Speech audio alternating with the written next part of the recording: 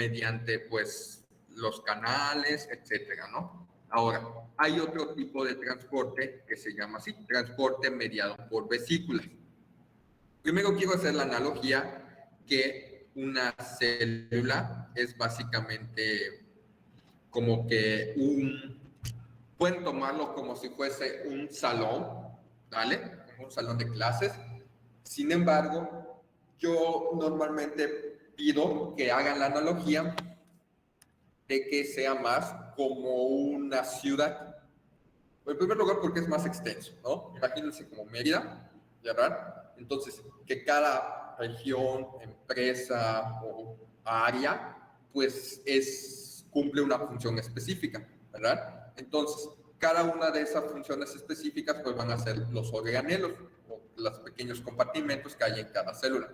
A su vez, cada ciudad tiene unas vías de distribución, en este caso las carreteras, y en ciudades más grandes, pues obviamente líneas de metro, líneas de transmetro, microbuses, etcétera, y todas esas líneas o carreteras, por así decirlo, pues también son como conexiones, y ahorita vamos a ver cómo se llama o cuál es su analogía en lo que es en la célula. Okay.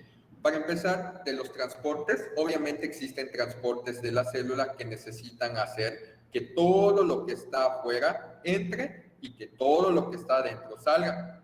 Los nombres específicos son la endocitosis y la exocitosis, ¿ok? Endocitosis, todo lo que entra, y exocitosis, todo lo que sale, ¿ok? Esos son los nombres específicos. Todo esto va a ser de puro términos esta clase, ¿eh? Entonces son términos que pues poco a poco ustedes van apuntando, van checando y todo. Pregunta, ¿ven lo que está aquí, verdad? Sí. Perfecto. Entonces, la endocitosis se va a dividir en tres tipos, mediada por receptores, pinocitosis y fagocitosis. En este caso, la endocitosis, como bien dice, lo dividimos en tres tipos. ¿Y cuál es la diferencia? En forma general, la mediada por receptores significa que para poder hacer que esta molécula entre, necesita aquí tener puertos de control o puertos que lo reconozcan, que imagínense ustedes que esta molécula quiere entrar, necesitan tener los receptores adecuados para permitirle o darle permiso a poder entrar. En general, ahorita lo vamos a explicar un poco más, pero esta es la mediada por receptores.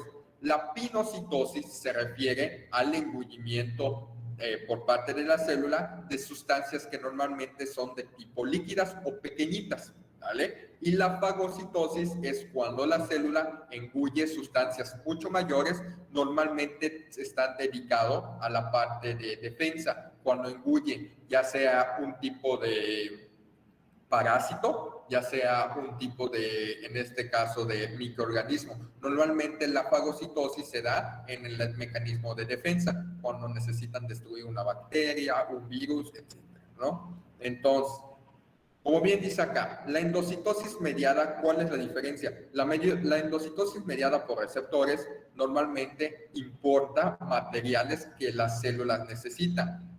Obviamente, cada célula, cada ciudad necesita ingresar material o materia prima para que aquí adentro la conviertan en lo que necesiten. Necesita nutrimentos, necesita alimentos, etcétera. Entonces, imagínense que los trailers, de alguna manera, pues son los trailers que vienen de fuera, son los que ingresan o traen todo este tipo. Las casetas de puesto, por así decirlo, son como que las casetas de policías, imagínense que son los receptores, son como que la entrada o la vía para que puedan accesar, ¿no? Entonces, por ejemplo, aquí tenemos un receptor. Dice acá, una partícula de LDL. ¿Qué es LDL? En forma general es un tipo de colesterol. El colesterol es necesario para las células para crear sustancias para sobrevivir. Entonces, este complejo receptor, en este caso el receptor o la caseta que sirve para que se reconozca el colesterol, pues está allí. Imagínense que una caseta de cada una de las entradas sirve solo específicamente para que se detecte el colesterol y entre el colesterol. Entonces está el colesterol rondando alrededor porque vino por la sangre. Acuérdense que la sangre lleva los nutrimentos. Cuando llega la sangre topa por aquí, entonces esta partícula de LDL se une con el complejo y de esta manera se engulle para que en este caso se pueda crear lo que es en este caso una vesícula para poder ingresar. Le dan el paso libre e ingresa. Esta es la mediada por receptores, como bien dice acá, para materiales que la célula necesita.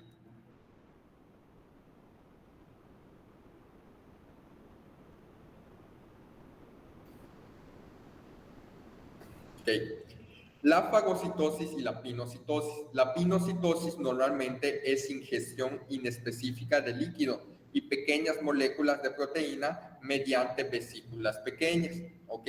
Como bien dice acá la parte de la alimentación celular, la célula necesita captar de igual manera sustancias para poder sobrevivir, ¿vale? Adentro, cada vez que se engulle, necesita unirse a unas moléculas específicas, unas vesículas específicas llamadas lisosomas, que al unirse de alguna manera digieren, imagínense en este caso que tienen como que ácido adentro de estas vesículas para poder degradar y deshacer todo, dividir el material y todo lo digerido lo suelta ya como tal para que la célula lo utilice o en caso de que sea algo malo se degrade y se deshaga para que no le haga daño. ¿Okay? La fagocitosis, como bien dice acá, es un mecanismo de defensa que ayuda para proteger al organismo de enfermedades. La fagocitosis normalmente se da con microorganismos, hace que estos se engullan, se encierren y en este caso, al meter el microorganismo, los lisosomas con enzimas digestivas se unen y lo degradan para que al final el microorganismo pues no esté molestando o no haga lo que tenía que hacer y pues de alguna manera ayudan a curar, por así decirlo, a la persona. ¿Ok? Como bien dice acá, ya dijimos la fagocitosis y la pinocitosis que sirve específicamente para estas cosas.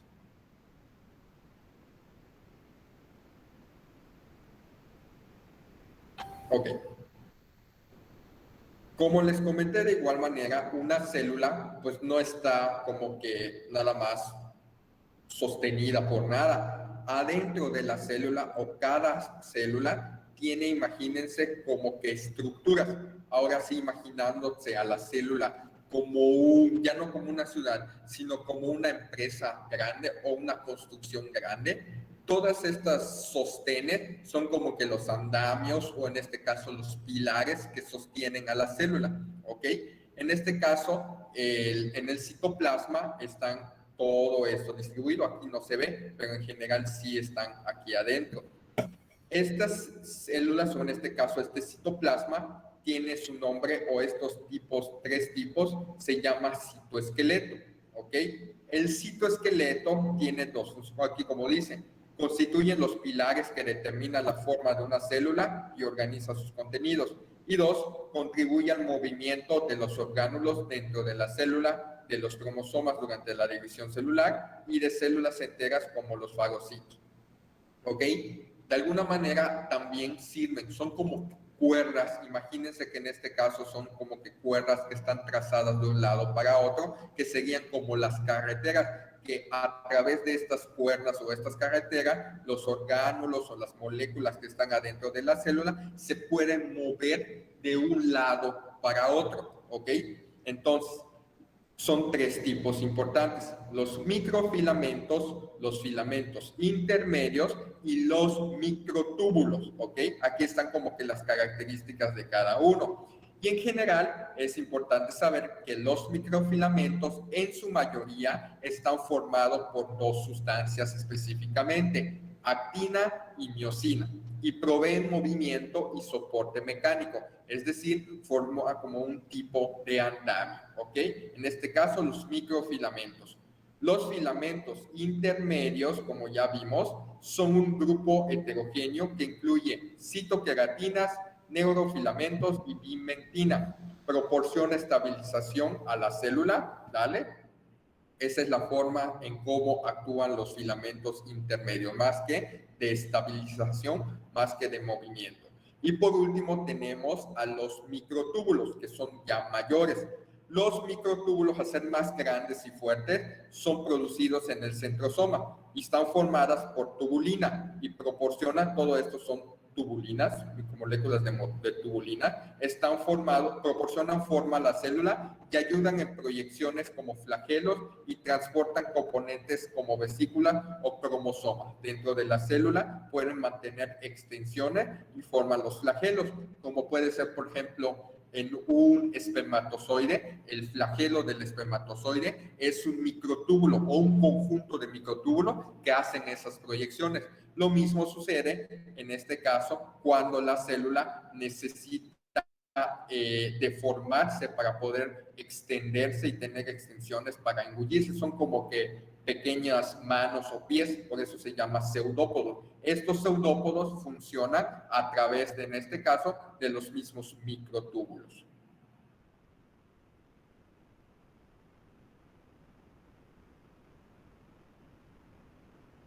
Bien, siguiendo hablando de los organelos, ahorita no les voy a explicar estos centrosomas porque va a ser un poco difícil de entender. Luego volvemos con ello. Cilios y flagelos.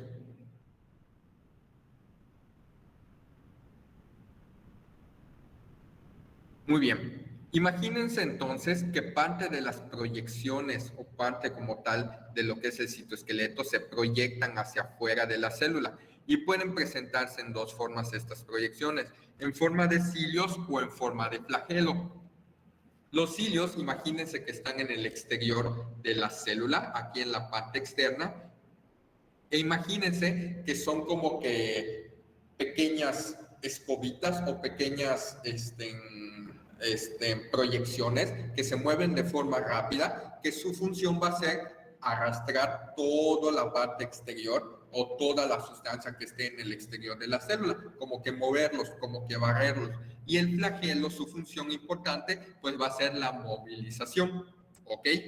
En este caso, los cilios, como dice acá, mueven los líquidos a lo largo de la superficie celular y el flagelo mueve a una o puede mover a una célula entera, ¿ok? Y como pueden ver, el flagelo tiene acá proyecciones de microtúbulos, ¿ok? Y estos microtúbulos, como ya habíamos visto, es lo que forma al final los cilios o los flagelos.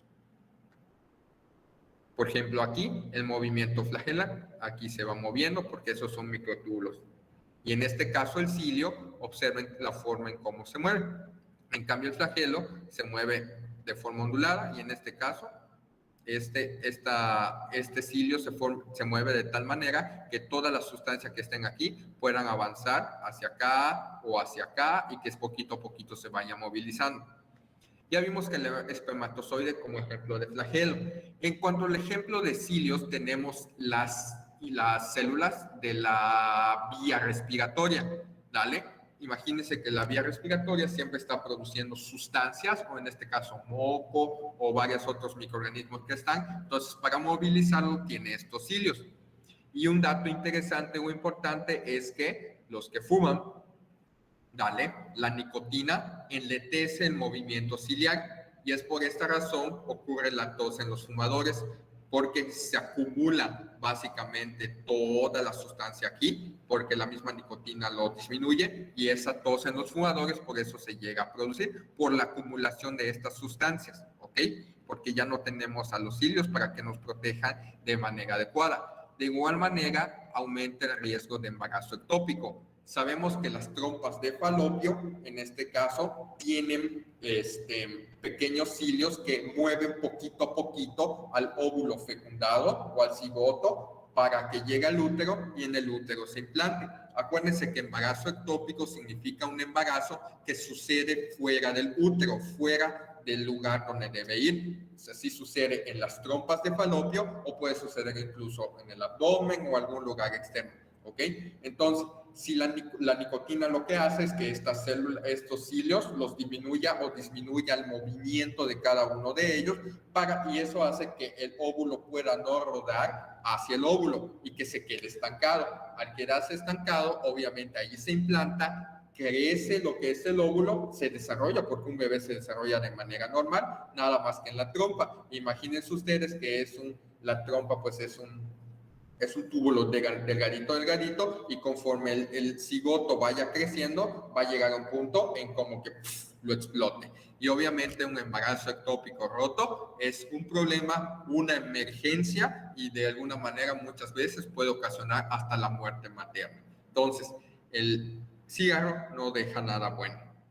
Y como dato, nada más como por puro comentario, ojo, aclaro que yo no estoy diciendo consuman esto o consuman lo otro, pero si les voy a ser muy sincero, el cigarro es el peor vicio de todos. Si bien es cierto que consumir drogas en general no es recomendado y es malo, pero al menos, por ejemplo, el alcohol hasta cierto punto en un grado muy, muy bajo es benéfico para el cuerpo hasta cierto punto, y dependiendo del tipo de alcohol, ¿verdad? Obviamente en exceso, como normalmente es consumido, pues no sirve de nada. La marihuana, inclusive en pequeña cantidad y usado de manera correcta, sirve como fármaco para aliviar el dolor, etcétera, de alguna manera. Pero en este caso, cuando nosotros hablamos del cigarro, el cigarro ni en poquita cantidad ni de ninguna manera sirve absolutamente para nada. Entonces, el cigarro es el peor vicio o el vicio más tonto que una persona puede tener. Entonces, les recomiendo, si lo hacen, no lo hagan, es muy contraproducente. Además que desafortunadamente el cigarro afecta a terceras personas. No estoy diciendo que el alcohol o la marihuana de alguna manera no lo haga, pero pues sí, es precisamente como el cigarro es un poco más aceptado, por ejemplo, en este caso pues puedes hacer a tus familiares o en este caso a tus amigos fumadores pasivos, y creo que eso pues no es correcto, ¿no? Entonces, cigarro, el vicio más tonto porque no sirve para nada, y los otros, hasta cierto punto, en cierto grado, en forma pequeña, sí son benéficos. Ojo, que vuelvo a aclarar, que no estoy diciendo que lo hagan, nada más es para hacer la pequeña comparación. Bien, entre los otros organelos, ¿no? Porque acá hay un montón de organelos, vamos a tener a estos muy importantes, cada uno es importante por algo en especial. Tenemos a los pequeños ribosomas, ¿ok? Los ribosomas, imagínense ustedes, yo los ubico como unos pequeños granitos en lo que es alrededor del núcleo y alrededor del retículo endoplásmico rugoso. Pero estos granitos realmente son como que pequeñas fábricas para la síntesis de proteínas, ¿ok? Luego vamos a ver cómo se sintetizan las proteínas. Entonces, los ribosomas están asociados con el retículo endoplásmico, normalmente rugoso. Sintetizan proteínas destinadas a insertarse en la membrana plasmática o a secretarse hacia el exterior de la célula. Y los ribosomas libres sintetizan proteínas que se utilizan en el citosol. ¿Ok? En este caso, el ribosoma pues son estructuras pequeñitas que van a hacer la función que ya les dije. ¿Ok? Y se sintetizan por separado en el núcleo.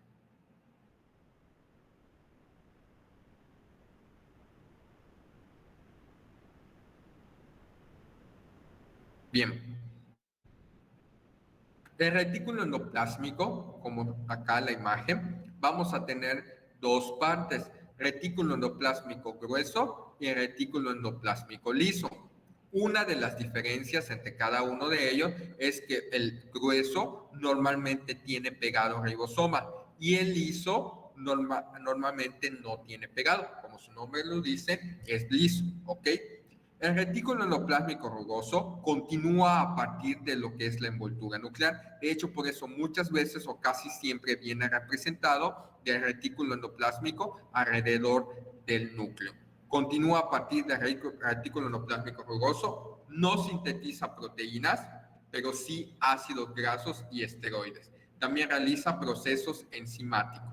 Por ejemplo, el retículo endoplásmico rugoso va a sintetizar glucoproteínas y fosfolípidos que se movilizan al interior de los orgánulos celulares, se insertan en la membrana plasmática o se secretan por exocitosis.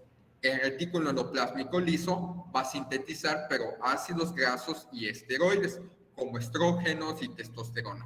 Inactiva o detoxifica ciertas drogas y otras sustancias, como vemos acá, los fármacos. En una célula que sirve o ayuda o está en un tejido que ayuda a detoxificar o en este caso a degradar o a metabolizar a los fármacos, el retículo endoplásmico liso es el encargado de hacerlo. Por ejemplo, si esta célula fuera del hígado, que el hígado le ayuda a sintetizar o a degradar a los fármacos, entonces normalmente el retículo endoplásmico liso en un hígado o en el tejido de hígado o en la célula hepática normalmente es mayor, ¿vale? Porque sintetiza ciertas sustancias y a su vez ayuda a detoxificar. También en el tejido renal es muy importante.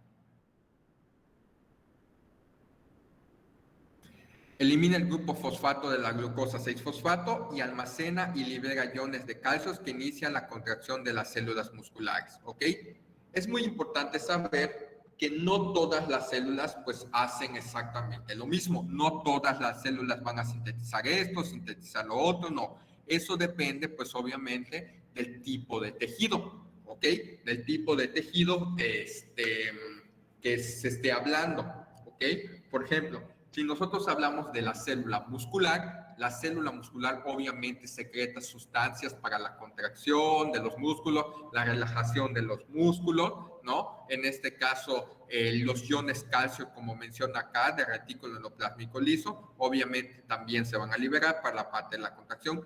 Pero si hablamos, por ejemplo, de otra célula, la célula de la piel, la célula en la piel, pues ahora sí que la liberación de iones calcio como que no la necesita mucho. Entonces, depende del tipo de célula del área que haga, pero en general en las células, el rugoso hace esto y el endoplásmico liso hace esto, ¿ok? Como bien dice acá, la tolerancia a los fármacos está en parte dada por el retículo endoplásmico liso. A mayor ingesta de un fármaco, mayor longitud del retículo endoplásmico liso, lo que aumenta su metabolismo. Estas imágenes normalmente son microfotografías para ver cómo pues, se ve una célula. ¿Hasta ahorita alguna pregunta? Ninguna, profe. Perfecto. Bien, vamos con el aparato de Golgi.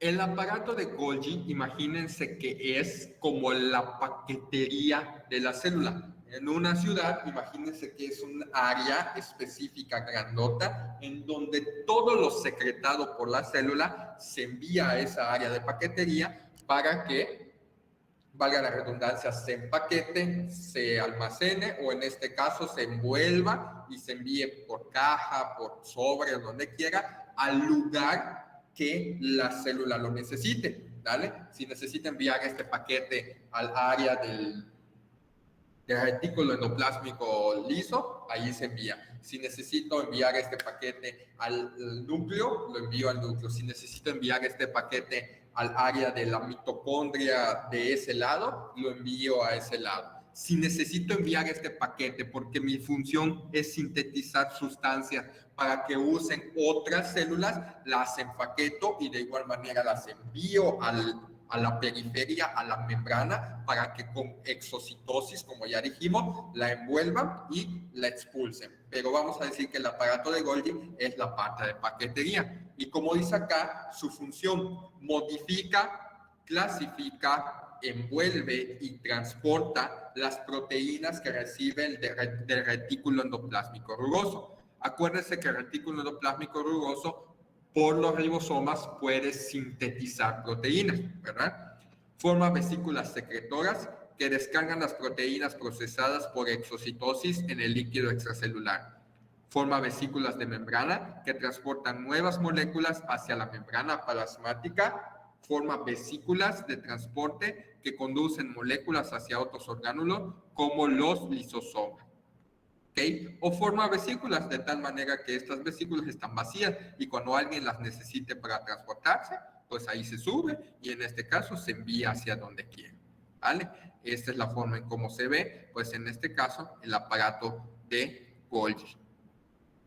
Dice acá, la carga de entrada recibe las vesículas del transporte de retículo endoplásmico y las procesa.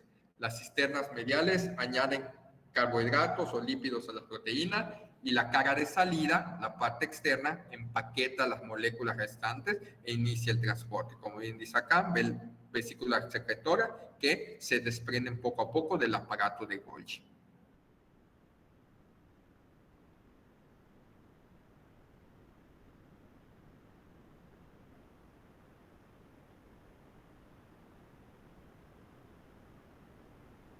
Transporte de las proteínas. Y esto básicamente es lo que ya habíamos hablado, que estas proteínas que vienen ya del retículo endoplásmico, que se sintetizan como tal en los ribosomas, se envuelven y poquito a poquito llegan al aparato de Golgi, y en el aparato de Golgi pues se va movilizando hacia donde sea necesario. Las vesículas secretoras expulsan las proteínas mediante exocitosis. Las de membrana se incorporan a la membrana y las de transporte se dirigen hacia algún otro lugar de la célula.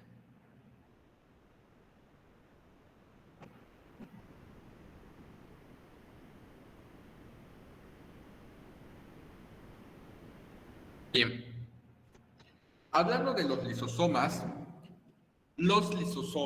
son sustancias o organelos, son como pequeñas vesículas en donde adentro guardan como que saquitos de pequeñas enzimas digestivas, es decir, de sustancias que se acumulan para que cuando entren al lisosoma ciertas sustancias se revienten o se liberen para que estas enzimas digestivas degraden poco a poco. Yo lo asimilo como ácido, ¿no? Imagínense cuando topa y se libera el ácido y empieza a sonar. Esa es la forma en cómo poco a poco se van degradando. ¿Ok? La función de los lisosomas va a ser digerir las sustancias que entran a la célula, ya sea por endocitosis, y transportan los productos finales de la digestión al citosol, es decir, libera la basura o el resto a lo que es el citoplasma. Llevan a cabo la autofagia, que es la digestión de los orgánulos deteriorados. Cuando un orgánulo ya no sirve, que detectan que en una ciudad, que la mitocondria de tal región, por ejemplo, no sé qué quieren, por decir una, pensiones, la mitocondria de pensiones ya no sirve, ya está viejita, ya no funciona bien, el lisosoma se encarga de ir a autoingerirla o combinarse con ese organelo y degradarlo para que poquito a poquito pues ya lo vayan matando, por así decirlo. Implementan la autólisis, que es la digestión de una célula entera, y son responsables de la digestión extracelular.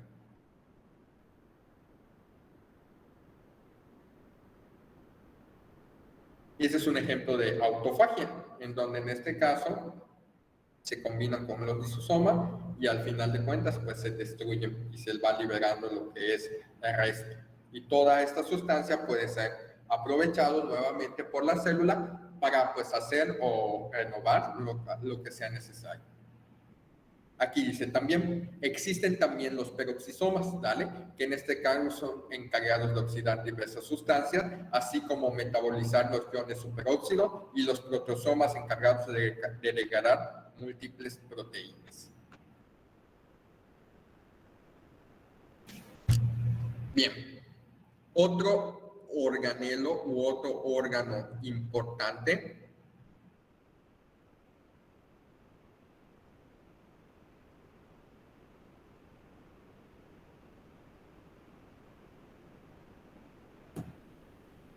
un minuto, perdón.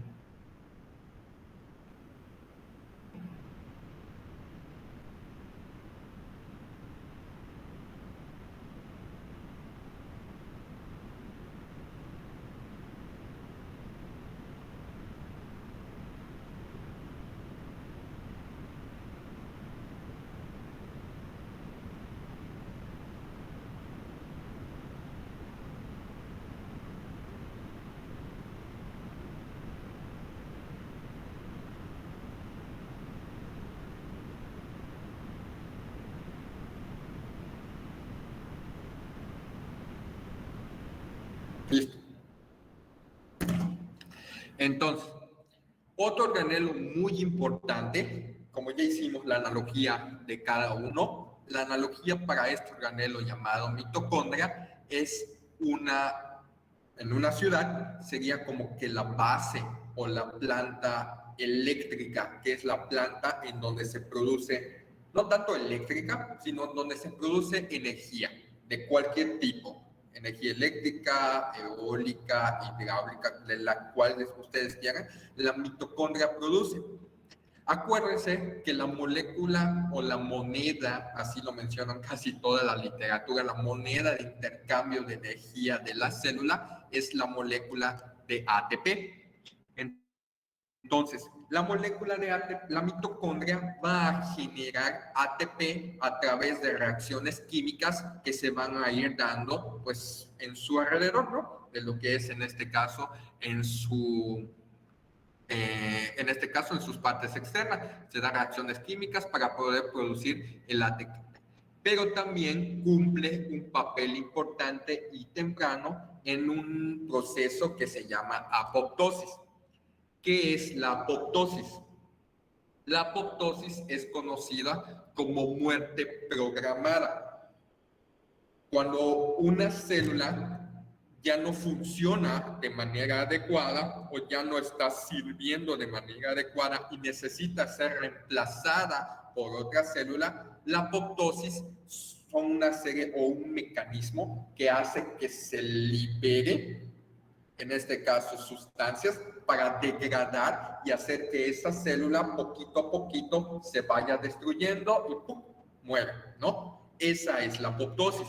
Entonces, imagínense que la mitocondria tiene una parte que se llama citocromo C. Como dice aquí, la mitocondria produce energía mediante el ciclo de Krebs. Eso ya quedó claro en cuanto a la parte de energía. Pero también participa en la apoptosis o muerte programada mediante el citocromo C. El citocromo C es una pequeña proteína que al liberarse y al estar presente en el citosol, poquito a poquito, o sea, cuando se reconoce, imagínense ustedes que es como que una señal de autodestrucción.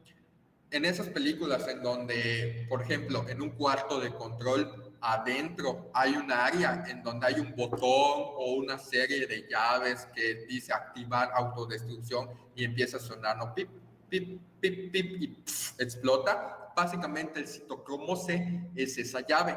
Cuando se libera de la mitocondria, entonces, y se libera a lo que es hacia el citosol, sale, y en este caso esa es la llave que activa una reacción en cadena muy, muy compleja, que eso lo van a ver cuando ustedes vean patología. Al activarse, hace que poquito a poquito toda la célula pues se destruya y se autodestruya, ¿no? En este caso, y se puede reciclar lo que quede, etcétera. Entonces, la mitocondria sirve para eso, ¿ok? Ahora, pues como todo tal, existe un centro de mando, que en este caso el centro de mando pues es el núcleo. Adentro del núcleo nosotros vamos a encontrar un área pequeña que se llama nucleolo, ¿ok? Pero en general, el núcleo controla la estructura celular, dirige la actividad celular y produce ribosomas, ¿ok? De los nucleolos. Ahora, el núcleo es como otra pequeña célula, por así decirlo, porque el núcleo también tiene una membrana nuclear o una bicapa lipídica, ¿vale? Tiene poros nucleares, que son canales de difusión, como pueden ver por aquí, para que todo lo que tenga que ingresar al núcleo entre. Y aparte tiene un nucleolo, cuya función es producir a los ribosomas, que como ya habíamos visto, sintetizan las proteínas, ¿ok? En el núcleo, de igual manera, está aquí contenido la cromatina o en general el ADN, pues, disuelto, ¿ok? Y que ahorita vamos a ver, pues, por qué es importante esta parte. Y como pueden ver, alrededor de lo que es el núcleo, continúa aquí alrededor el retículo endoplásmico, normalmente es rugoso, porque las ribosomas que se sintetizan acá y que luego salen, pues de alguna manera se van pegando como granitos aquí al retículo endoplásmico rugoso. Acuérdense que el rugoso tiene ribosomas pegados y el liso normalmente no tiene ribosomas pegados. Ok. hemos escuchado mucho la parte de lo que es el genoma o la parte de lo que es la información genética de cada, pues ahora sí, de cada persona. Toda célula o cada célula tiene información genética importante de cada persona. Entonces, esta información genética está disuelta en lo que es en este caso, el núcleo, ¿vale? Adentro. Ahora, ¿cómo está contenida esta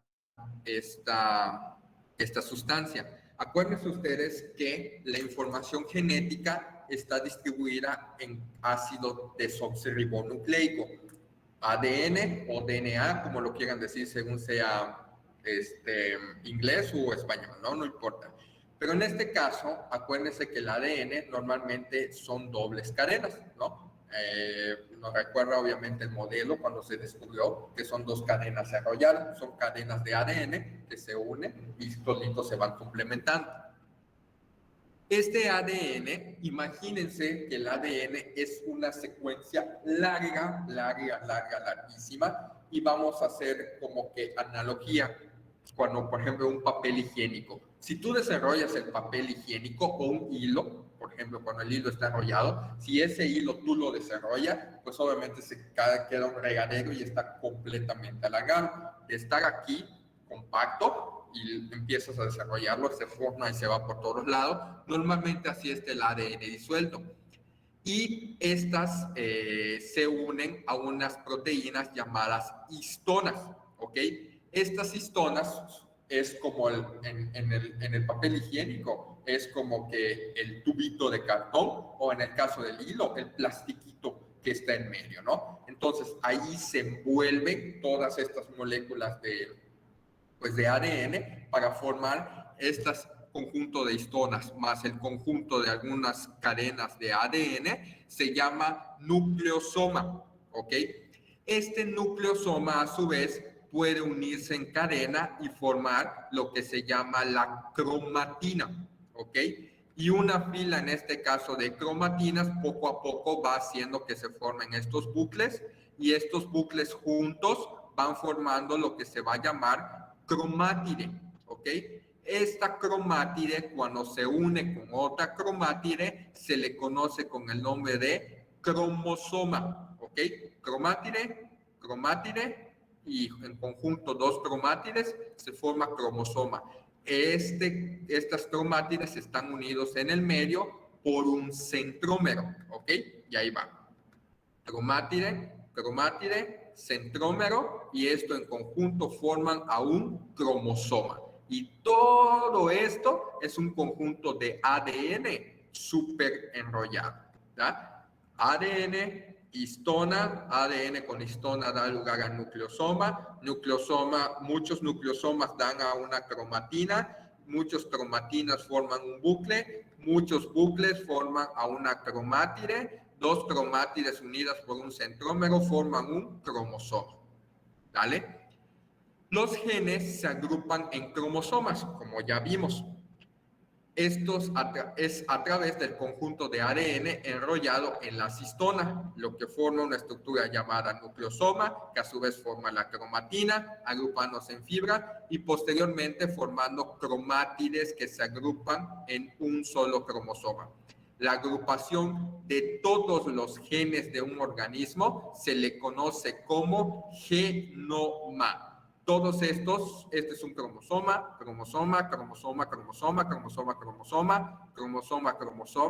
y en conjunto todo esto se conoce como genoma, que esto se llama cariotipo, que el cariotipo es la fotografía del genoma en este caso de una célula de un ser humano.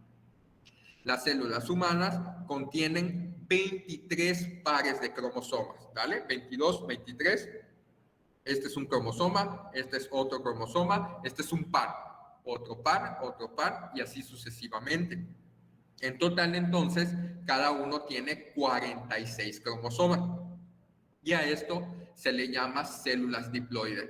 toda célula que tiene 23 pares de cromosomas o 46 tipos en este caso, cromosomas, se le conoce como células diploides. Y básicamente son todas las células del cuerpo, excepto las células que sirven para la reproducción, que son, en este caso, el óvulo y el espermatozoide. A estas se les conoce como células haploides. ¿Por qué? Porque solamente tienen 23 pares de cromosoma, con la intención de que juntando un óvulo, y un espermatozoide, al unirse, forman en conjunto los 23 pares, ¿ok?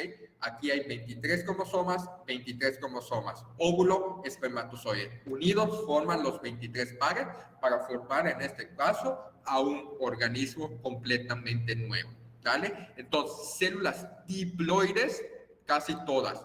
Células haploides, óvulo y espermatozoide. ¿Quedó claro todo esto?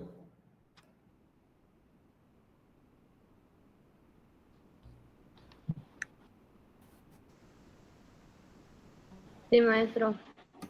Perfecto.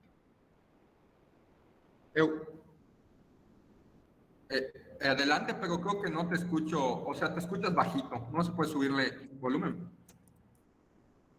Ya, ajá.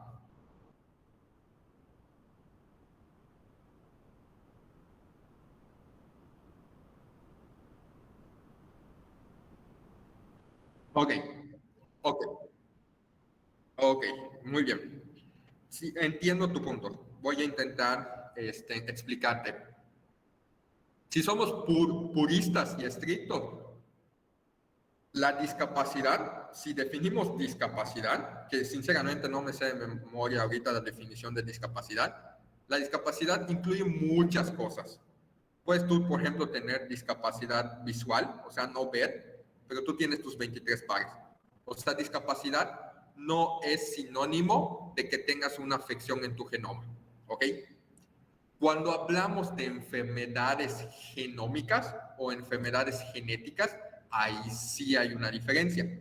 Por ejemplo, en este caso, en teoría, cuando se da la condición del síndrome de Down, por ejemplo, que se conoce como trisomía 21, ahí sí, la persona que tiene síndrome de Down o trisomía 21, lo que pasa es que en este par 21 tiene un cromosoma más y efectivamente, en este caso, es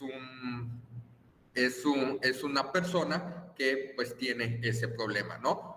El síndrome de Down realmente no es una discapacidad. Si somos muy estrictos y bla, bla, bla, ese dato incluyente y todo, realmente el síndrome de Down es una condición. Porque es o sea, sucedió que tiene 3 cromosomas en el par 21 y por eso la persona tiene las características del síndrome de Down. Pero en general una enfermedad como tal no es. ¿Vale? Y tampoco se puede decir que el síndrome de Down sea una persona que tenga una discapacidad o sea un discapacitado, ¿no? Porque una persona con síndrome de Down puede tener un pensamiento normal hasta cierto punto y no tener una discapacidad como tal. Sí es cierto que muchas personas con síndrome de Down pueden tener discapacidad mental, sí, pero no todas. Entonces, en este caso, discapacidad no es sinónimo de una afección genómica, pero sí, cuando hay varias condiciones, síndromes genéticos, enfermedades que se producen gracias a que existe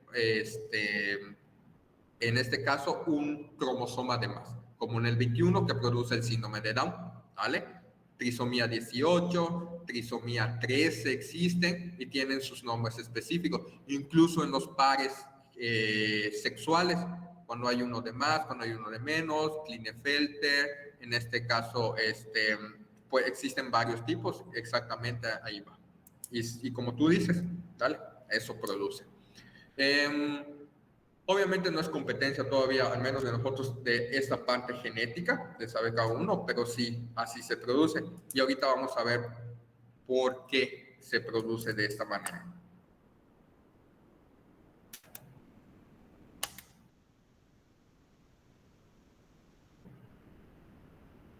Es más, vamos a explicarlo creo que una vez, porque creo que se entendería mejor. Bien.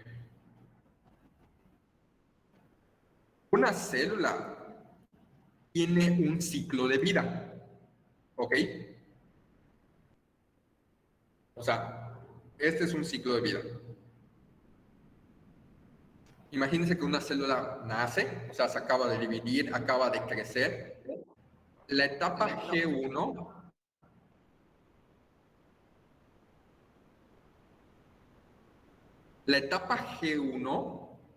es la etapa de crecimiento celular. Ignoren todo esto que dice, porque si no se van a revolver. La G1 es la etapa de crecimiento celular, crece la célula.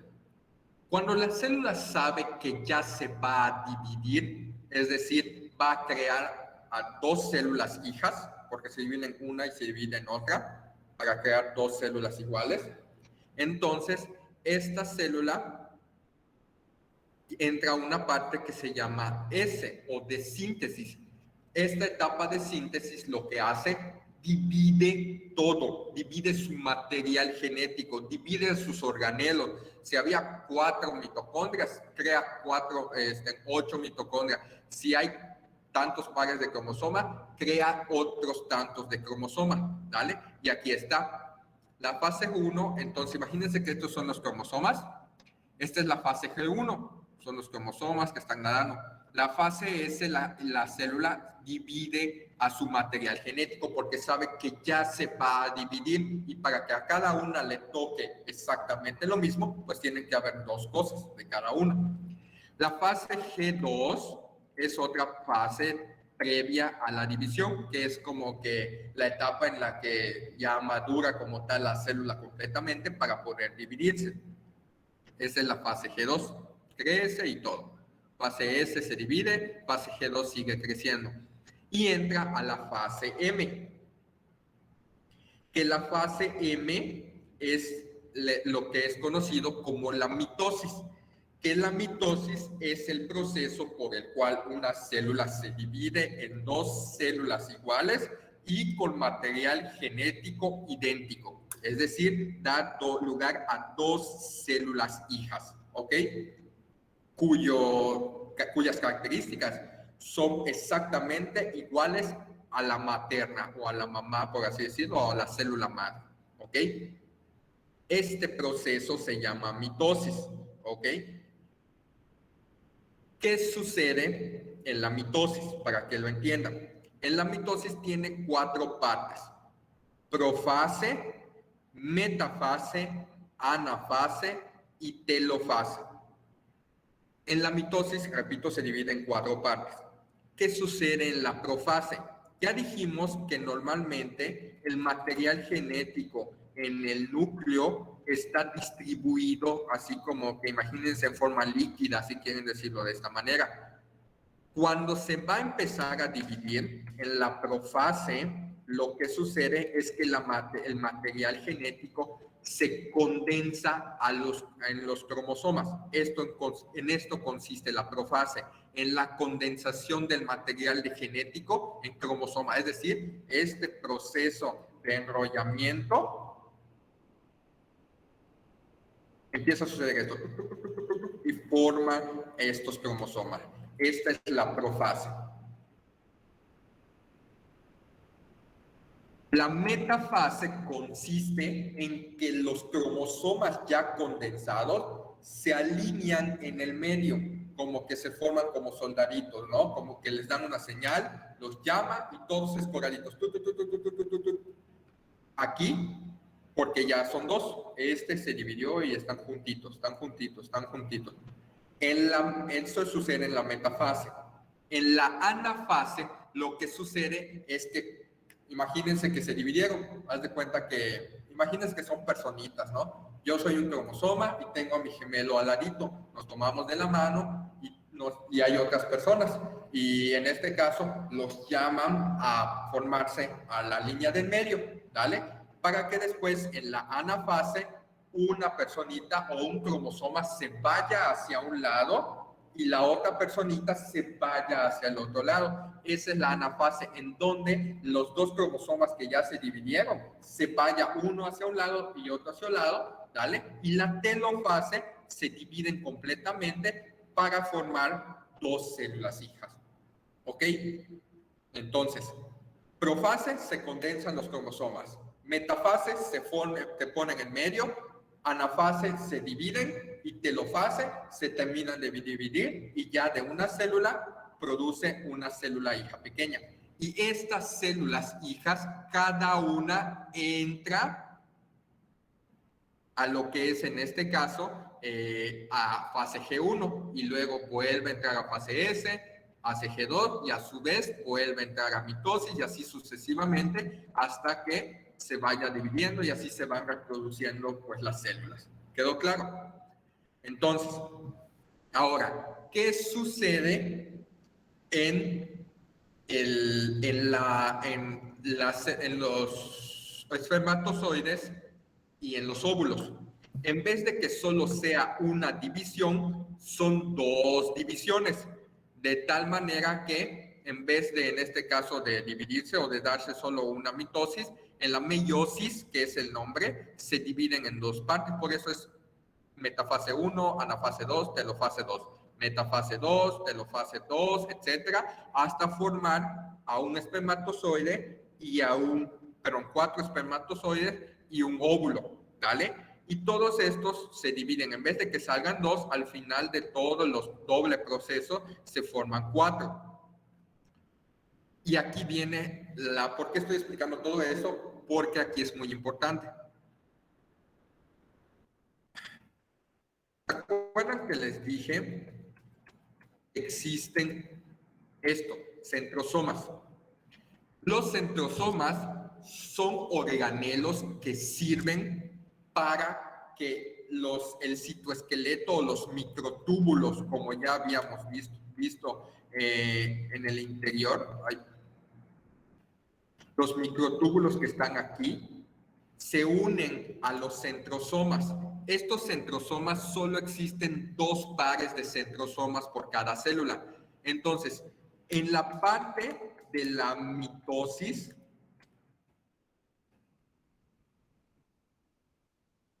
un centrosoma, aquí se ve, chiquitito,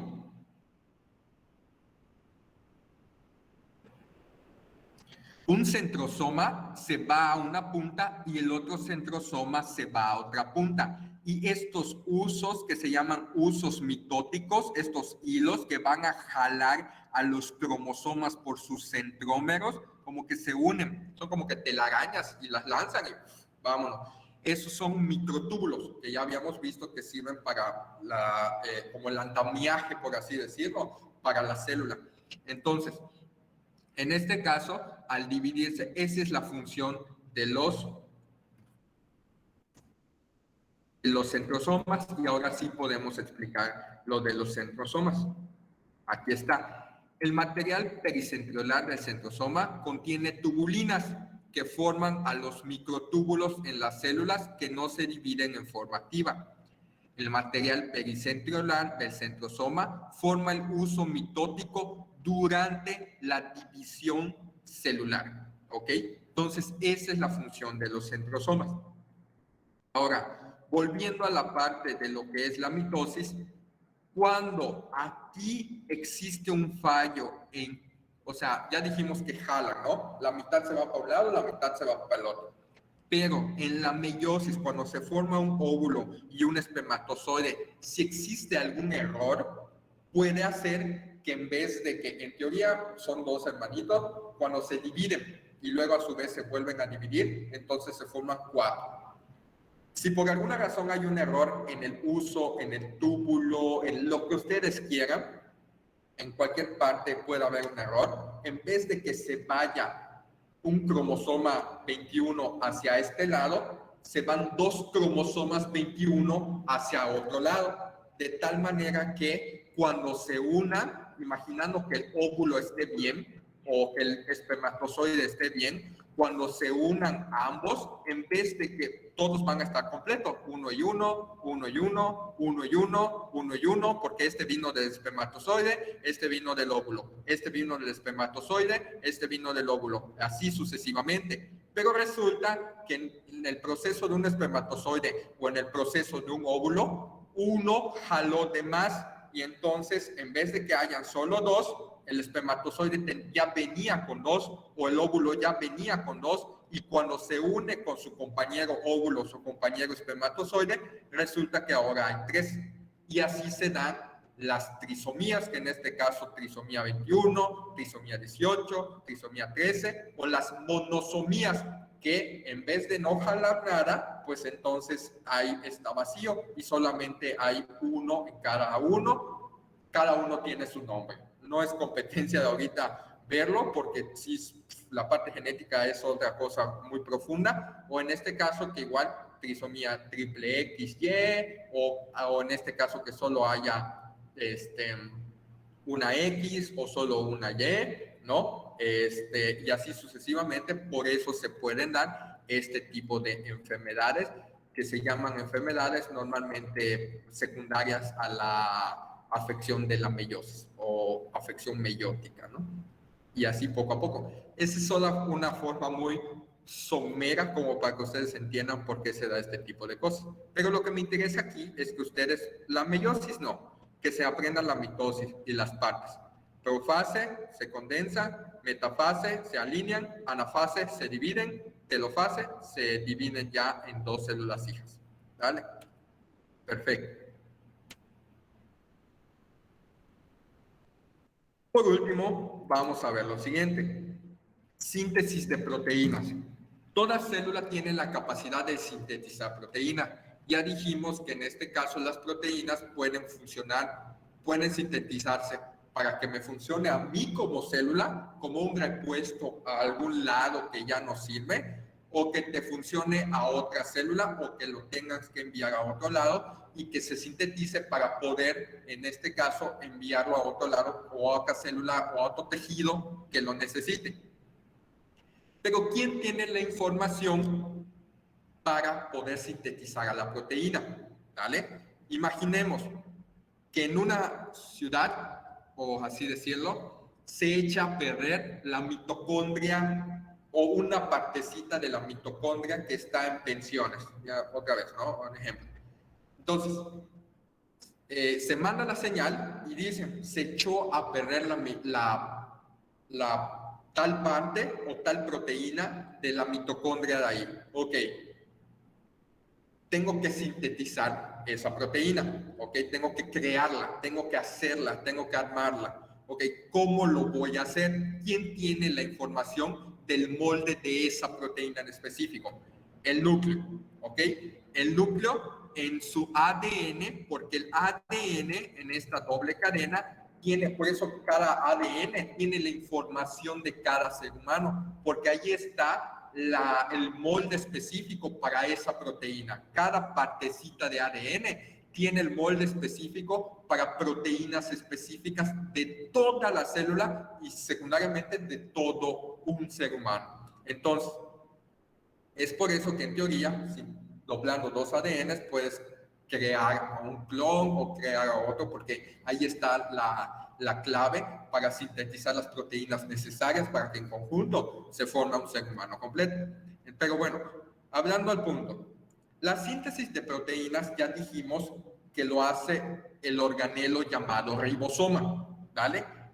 Allí pasa como que se lee y ahí es como que la planta en donde ya se lleva el molde como tal para hacer que la proteína salga. Pero el ribosoma es bien mamón, por así decirlo, porque no lee al ADN, no sabe leer al ADN, solamente entiende al ARN, que es como que al final de cuentas otro tipo, ¿no? Nada más que en vez de ácido desoxirribonucleico es ácido ribonucleico, ¿no? Es otro tipo de molécula. Solo lee el ARN. Entonces, necesito hacer que este molde que está en el ADN se convierta a un molde de ARN. Y este proceso de que el ADN se convierte a ARN se llama transcripción. Transcribo del ADN, lo transcribo al ARN. Y luego el ARN lo transformo ya o lo llevo al ribosoma para que se sintetice la proteína. Y esta síntesis de proteína se llama traducción, que la traducción es la síntesis de proteína del ARN a la proteína como tal. Se crea la proteína y ya dijimos que está en el ribosoma. El ribosoma está pegado en el retículo endoplásmico y el retículo endoplásmico lo envía al aparato de Golgi. El aparato de Golgi lo encapsula y dice hacia dónde va, hacia la proteína de pensiones. Okay, agarra y ¡pum! Lo envía mediante las carreteras, los túbulos, los filamentos que son las vías, lo envía y llegan hasta la proteína, hasta la mitocondria de pensiones. Mitocondria de pensiones, ¡puc! Lo engloba, en este caso lo engulle y ya, lo destapa y ¡pum! Lo pega otra vez para que la célula siga funcionando. Entonces, importante, transcripción significa del ADN al ARN. Es un proceso bastante complejo, pero no me interesa que se aprendan eso. Transcripción de ADN a ARN. Y traducción del ARN, que es esta molde, ARN, a lo que es la proteína. Uy, se borró. Bien. Hasta ahorita, ¿alguna duda? Sí, ¿Cómo dijo profe, que bueno, era yo, lo de... ¿será que me puede volver Perdón, profe, ¿me puede repetir cuál era el proceso de la mitosis? O sea, es que solo anoté que en la profase se condensa, en la anafase se dividen, pero anafase, perdón, me faltan las otras dos. Ok, aquí está. Profase se condensa.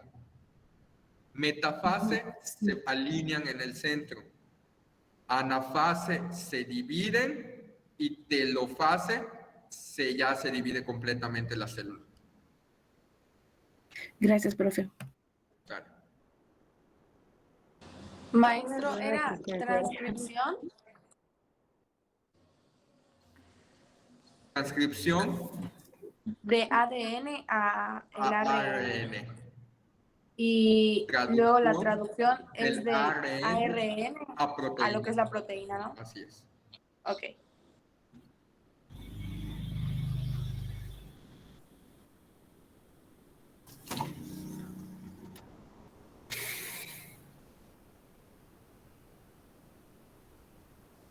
Maestro, tengo una duda. ¿Qué pasó? Cuando usted envíe las diapositivas, ¿las va a enviar con las notitas que tenían puesto? Lo que pasa es que yo sí copié las notas, pero Sí. no todas. Sí, todo lo que diga abajito, esto, Ajá, sí, o sea, les voy a enviar esta diapo, así. sí, gracias. Dale.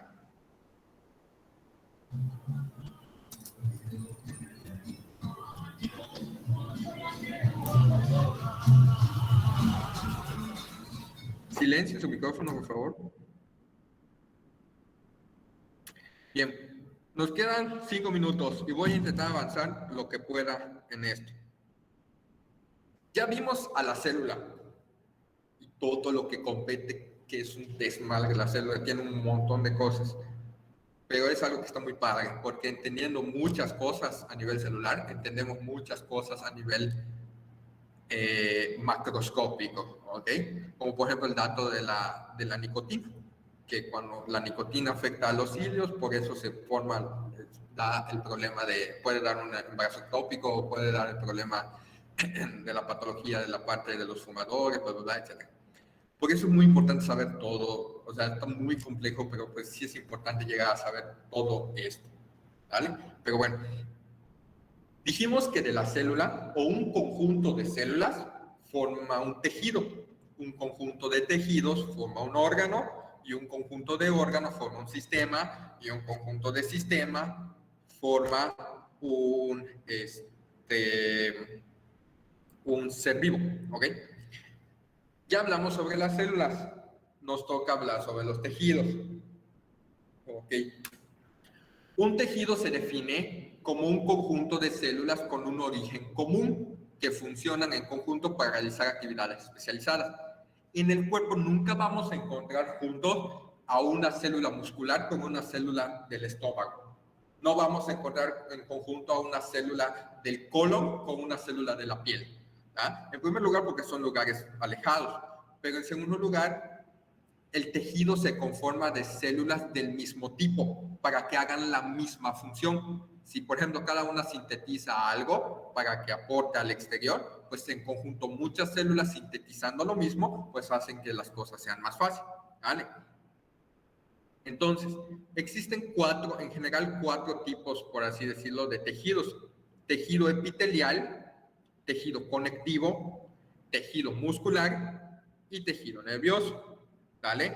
En general, el tejido epitelial normalmente reviste membranas, ¿no? Por ejemplo, en cuanto a lo que es el estómago, el tejido epitelial del estómago, la parte externa, pues son un conjunto de células de un mismo tipo o de varios tipos, porque hay en la parte epitelial o en la parte externa de lo que es el estómago, más adelante, hay varios tipos específicos de células. Tejido conectivo son células que sostienen, en este caso, como que a varios tejidos o en este caso a varias células. ¿Cómo les explico?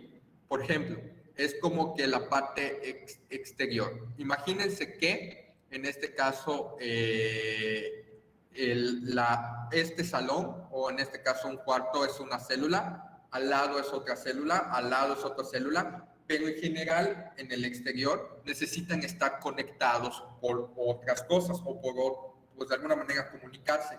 Ese puente o esa comunicación entre cada una de ellas se conoce como tejido conectivo. Normalmente tejido conectivo significa, lo vamos a ver, como un tejido de sostén, como que la parte exterior, lo que de alguna manera está fuera de cada una de esas células. El tejido muscular, pues obviamente es un conjunto de puras células musculares, que luego vamos a ver cómo está constituida, y el tejido nervioso, pues en este caso es un conjunto, pues ahora sí, de células nerviosas, que la más conocida es la neurona, ¿no? Cada célula en un tejido, pues ya dijimos que un tejido es un conjunto de células, cada célula está unida entre sí de varias maneras, según sea el tipo de tejido. Por ejemplo, este salón hay una pared que lo divide con el otro salón, y el otro salón a su vez hay otra pared que lo divide con otro salón, y así sucesivamente. Hay muchas formas en cómo podemos hacer que las células se conjunten, y estos son los 5 tipos importantes. Una unión comunicante. Imagínense que la unión comunicante es como que aquí yo haga un hueco para que de alguna manera todo lo que suceda aquí también pueda pasar hacia el otro lado, y así sucesivamente. Y esto funciona a través de poros, que estos poros se llaman conexones, que están compuestos por conexinas, ¿vale? En una unión comunicante, las uniones se llaman conexones. Una unión hermética es básicamente que ni esta célula de al lado ni la de aquí pueda saber qué es lo que está sucediendo. Es como una pared completamente hermética, dice acá, hay espacio entre ellos, pero no se comunican. Una unión adherente, de alguna manera, es una unión que va a estar unido por estas proteínas que se llaman caderinas, que son glucoproteínas transmembrana, y son como que placas. Hay una placa de este lado, una placa del otro lado, y entre ellas están unidas las placas por proteínas que se llaman caderinas. El otro tipo de unión se llama desmosoma, que es algo parecido, nada más que en vez de placas tienen queratina o filamentos intermedios, y la sustancia que está en este caso entre cada uno también son caderinas, ¿no? Son caderinas por cada uno, nada más que la diferencia es que en vez de que sean placas, son filamentos de queratina. Y el hemidesmosoma, o en este caso la mitad de un desmosoma, es básicamente igual lo mismo, nada más que es una combinación entre la placa y el filamento de queratina, y solamente es de un lado donde está, por así decirlo, estas moléculas que se llaman integrinas. Normalmente este hemidesmosoma es cuando se va a unir un conjunto de células con por así decirlo, en un lugar en donde ya no hay más células, sino que es un espacio libre, un espacio exterior. Haz de cuenta que el último salón que se une con el vecino, por así decirlo, como ya no tiene nada que ver, normalmente solo lo unimos a la pared, porque es la pared final, ya no me interesa incluir otro bloque, por así decirlo. Imagínense ustedes que son como que bloques o conexiones, y luego el bloque final solamente está unido de forma que ya no continúa, y por eso son los hemidesmosomas, porque es la mitad. Si se dan cuenta, acá no continúa, solamente está la mitad, nada más que en vez de caderinas vamos a encontrar a las integrinas, ¿vale? Comunicantes, se comunican entre ellas, conexinas. Herméticas, no hay nada particular, simplemente no hay comunicación entre ellas.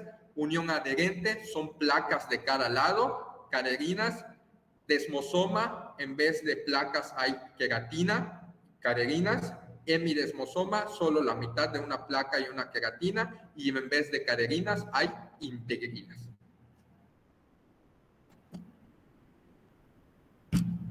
Bien. Vamos a dejarlo hasta acá.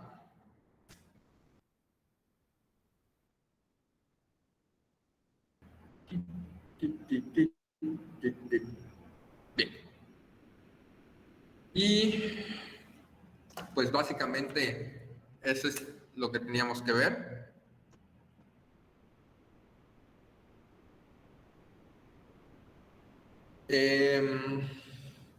Ya es tarde para que puedan irse a descansar igual, y ya con ello. Tarea para entregar el sábado. Me van a hacer un resumen en una hoja blanca, me dibujan a una célula. No tiene que ser perfecta así como está, como el que lo supuse, hasta que me dibujen un rectángulo y me señalen cada uno de los organelos y le den la formita, señalando los nombres de cada uno. Y en otra hoja me van a poner la lista de cada uno de los órganos y organelos, perdón, y la función de cada uno. Más o menos como el resumito que estaba en cada una de las diapositivas. Como quieran las diapositivas se las voy a pasar, pero intenten no copiar lo mismo que dice las diapositivas, porque lo voy a ver, obviamente. Intenten investigar en algún otro lado. Les voy a pasar un libro, todavía no se los he subido, pero se los voy a subir, en donde pueden investigar un poquito más acerca de este tipo de cosas, para que ustedes puedan leer. Entonces, es como un resumen de la célula, el esquema, en la otra hoja, los nombres de cada uno de los organelos y la función de cada uno. ¿Vale? Para el sábado es la fecha límite. Me lo van a entregar en la plataforma. Yo voy a activar la plataforma para que puedan subirlo. Puede ser escaneado, puede ser con foto, de preferencia escaneado para que se vea mejor, ¿verdad? Y nada, pues. Cualquier cosa. ¿Qué pasó? ¿Será que me puedo volver a repetir? Lo que pasa es que me perdí cuando dijo dibujar una célula y ya empezó a hablar muy rápido y estaba anotando. Se dibuja una célula, se dibujan los organelos y se señalan cada organelo. En otra hoja se pone las partes de la célula, organelos de la célula y la función de cada uno.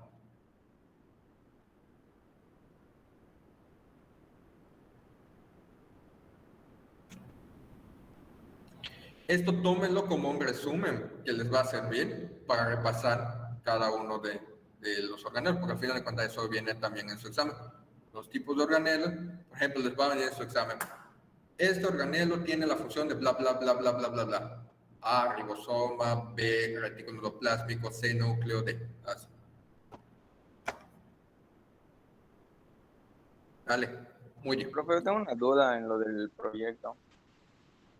Sí, En cuanto a la maqueta, puede ser como de plastilina también. sí. Como ustedes usen su imaginación, ahí no tengo ningún problema. Ok, gracias. Profe, yo entré tarde y no escuché la tarea que dejó primero. No sé si era un proyecto o algo así. Si es un proyecto, les voy a pasar las diapositivas y ahí está descrito el proyecto. ¿Vale? De hecho, esa diapositiva ya la tienen, está en su drive. En su drive ya la tienen, pueden descargarlo y ahí dice proyecto 1 y ahí te da las indicaciones del proyecto 1. ¿Vale? De todas maneras, ya dije que es por equipos, tu equipo te lo puede explicar sin ningún problema. Realmente no hay mucho que explicar, es solo saber qué hacer. Es una maqueta en donde van a estar los huesos y un video donde van a estar explicando los músculos. Ah, ok, gracias. Muy bien. Eso sería todo. Nos vemos el día viernes. Mucho éxito en sus otras clases. Bye. Gracias, profe. Adiós. Gracias, profe, que tenga un buen día. Luego, más. Luego, profe. Profe. Mande.